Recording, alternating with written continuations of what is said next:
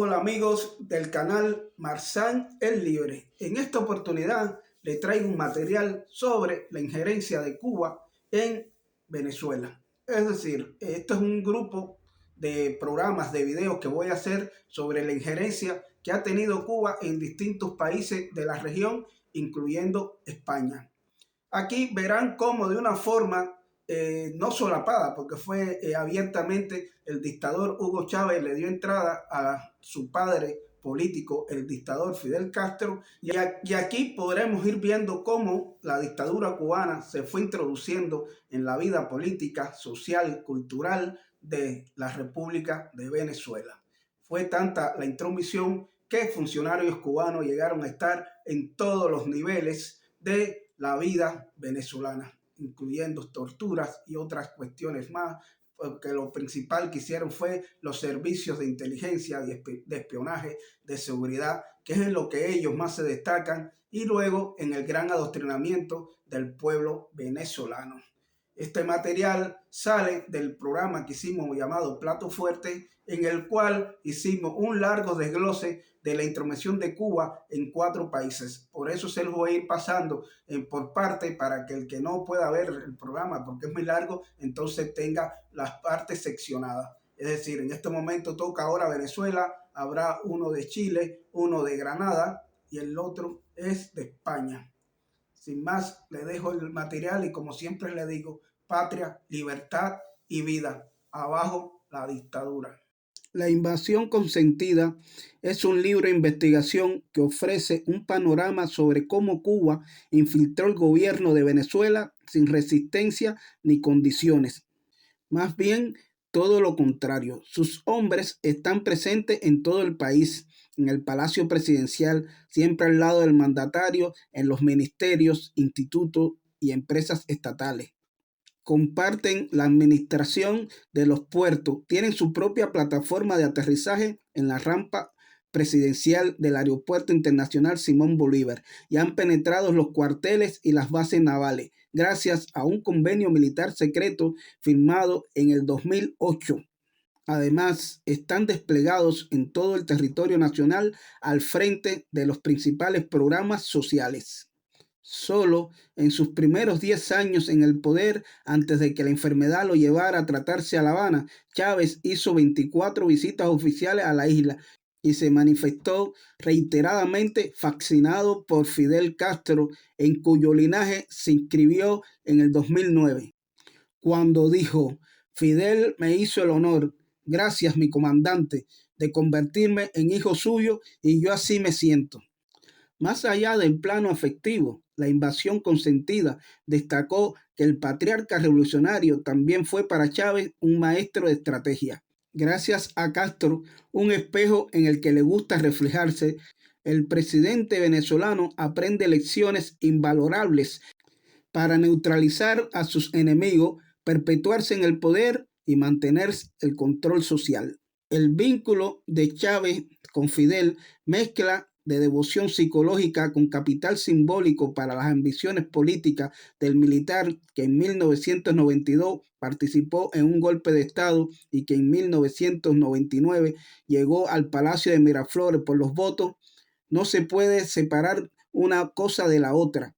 Hay una mezcla de todo: su admiración por Fidel Castro, sus intereses y sus ambiciones y su concepción del poder, del rol de los militares y su visión del mundo. Lo llamativo del caso es que el lazo entre ellos trascendió la normal afinidad política que pueden compartir algunos dirigentes. Pocas veces en la historia se ha visto una identificación personal y una compenetración tan profunda como la de Hugo Chávez con Fidel Castro. Fidel fue el principal asesor de Chávez y muchos de sus funcionarios trabajaron en nuestro gobierno, refiere el escritor del libro. Diego García Maldonado relata un caso en el que el propio presidente contó cómo en una ocasión Fidel le envió el viceministro de Salud, Aldo Muñoz, y le dijo: este es tuyo, hazle lo que tú quieras. Esto hubiera sido inaceptable en otro país. Chávez confiaba ciegamente en Fidel, enfrascado en atornillarse en el poder y perpetuarse, lo veía como un modelo y un aliado clave. Aunque el foco de la invasión consentida está puesto en la virtual sección de la soberanía de Venezuela ante Cuba, la investigación dio detalles sobre intercambios económicos de enorme importancia. Solo durante el primer año de Chávez en el gobierno, Venezuela desplazó a España como principal socio comercial de Cuba, con 912 millones en negocio. Esa cifra siguió creciendo, 2.460 millones en 2006, 7.100 millones en 2007 y 13.000 millones en 2010.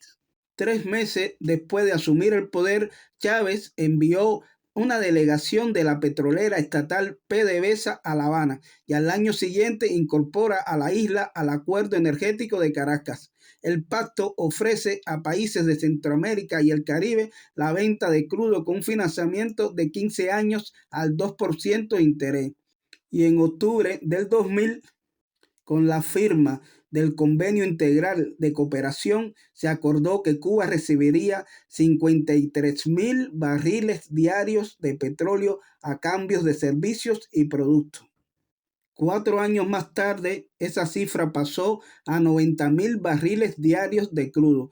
Y poco después, la provisión llegó a superar lo que Cuba necesitaba, 115.000 barriles diarios. Con el sobrante, la isla se convirtió increíblemente en exportadora de petróleo para el mercado internacional por hasta 765 millones de dólares en 2014. El hecho que Venezuela vendiera petróleo en condiciones ventajosas nunca fue objeto de críticas hasta que la balanza se inclinó hacia Cuba con un sesgo político tan notable. Desde los años 80, Venezuela y México ayudaban a varios países de América Central y el Caribe a través del Pacto de San José.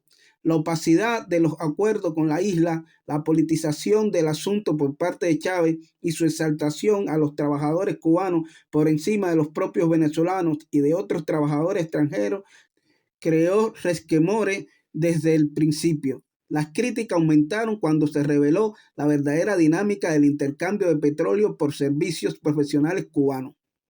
Por Venezuela han pasado más de 220.000 cooperantes cubanos. Bajo la fachada de la cooperación humanitaria, se montó una operación política destinada a subsidiar a Cuba y adoctrinar a los venezolanos más pobres. La Habana negocia el trabajo de sus ciudadanos como si fuera una mercancía. Les paga una cantidad mínima y obtiene ganancias extraordinarias. Gracias a Venezuela, la explotación laboral de trabajadores cubanos, el castrismo habla de exportación de servicios profesionales, se convirtió en la principal fuente de ingresos de la isla, por encima del turismo y las remesas. La petrolera estatal llegó a pagar $13.000 mensuales por trabajo de un médico cubano que apenas recibirá $300 como salario. La ganancia supera los $150.000 anuales por cabeza. Por esta causa, un país tan polarizado como Venezuela, se dividieron las opiniones. La mayoría de los chavistas y los beneficiarios de los programas asistenciales ejecutados por los cubanos lo apoyaron. Poco le importa a un enfermo la nacionalidad del médico que alivia su malestar, o a un alumno la nacionalidad del maestro. En el sistema de gobierno, funcionarios y asesores cubanos trabajaron con el gobierno en todas las plataformas de la administración pública y en los servicios de inteligencia para consolidar un estado policial. Si hay algo de lo que puede vanagloriarse el castrismo es de su enorme experiencia en materia de control social y represión política. De manera acaso paralela a esta dotación de recursos para el sostenimiento de un orden nacional, la Revolución cubana nunca logró prosperidad y ni siquiera la independencia económica tras años de subvención de la Unión Soviética. La isla sufrió una crisis descomunal, alias periodo especial, como se lo llamó en alusión a una escasez similar a la de la guerra, pero en tiempos de paz. Con la caída del bloque socialista, esa incapacidad de gestión se trasladó a Venezuela. Los efectos sobre la economía son atroces y están a la vista de todo. Venezuela es un país quebrado, empobrecido. La economía y los servicios públicos comenzaron a crujir antes de la imposición de sanciones económicas por parte de Washington. Una de las características de la economía cubana ha sido el control directo de la gestión empresarial que ejercen las Fuerzas Armadas Revolucionarias. Y ese modelo parece copiado en Venezuela, con Chávez en el poder, y la cúpula militar adquirió un poder económico sin precedentes. Los militares se encargaron del manejo de divisas, de la banca pública, de la oficina de recaudación de impuestos, la tesorería, de campañas estatales y de sectores clave de la economía. Para nadie es un secreto que varios de esos funcionarios hoy son millonarios. Los militares administran las aduanas del país y manejan actividades como la importación y distribución de alimentos, pero además Maduro abrió la posibilidad de que las Fuerzas Armadas tengan su propia corporación de empresas, con más de una docena de compañías, entre las que destaca una petrolera, la Compañía Anónima Militar de Industrias Mineras, Petrolíferas y de Gas, Caminpec, y una caja negra de lo que poco se sabe. Y eso sin hablar de otras actividades abiertamente delictivas. Mucho se ha hablado de la participación de militares en actividades de contrabando de gasolina hacia Colombia, explotación de minas en el sur del país y narcotráfico. En los últimos años, Venezuela no ha podido mantener el mismo ritmo de subsidio hacia Cuba. Eso se siente en el interior de la isla, pero la influencia del gobierno cubano en Venezuela se mantiene intacta. A estas alturas ya ni siquiera se molestan en negarlo. En el 2020 Maduro incorporó al embajador cubano en un consejo de ministros. Lo que ha cambiado es el flujo de petróleo y dinero desde Venezuela debido a la crisis económica. En el área de salud había 22.000 trabajadores cubanos en el país a finales del 2020, 10.000 menos que en el 2012. Sin embargo, son bastantes si se toma en cuenta la situación económica del país. La relación de subordinación a La Habana se mantiene y raya a veces en la servidumbre. Con la industria petrolera arruinada, Maduro ha llegado al extremo de importar gasolina de otros países para enviarle a Cuba. Denunciar todo eso y documentarlo hizo que la persona o las personas detrás de la invasión consentida decidieran emplear un seudónimo. En Venezuela, explicó, todos los periodistas independientes estamos sometidos al escrutinio por parte del gobierno.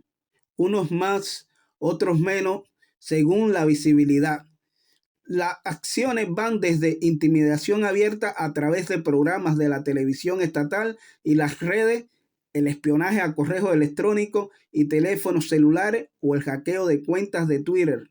Entre los más ligeros, hasta las golpizas de supuestos seguidores del chavismo durante alguna cobertura, el acoso policial en caso de manifestaciones y las detenciones por acusaciones fabricadas, algún tuit incómodo o simplemente por cobertura que el gobierno considera inconveniente, como la visita a un hospital o una prisión. La persecución en los tribunales es otro clásico. También han usado demandas judiciales por destapar casos de corrupción que han obligado a más de un colega a irse del país. Los periodistas se enfrentan a represalias como prohibición de salida del país, presentación periódica en tribunales y en algunos casos a la anulación de su pasaporte, un castigo extrajudicial que equivale al confinamiento dentro del país.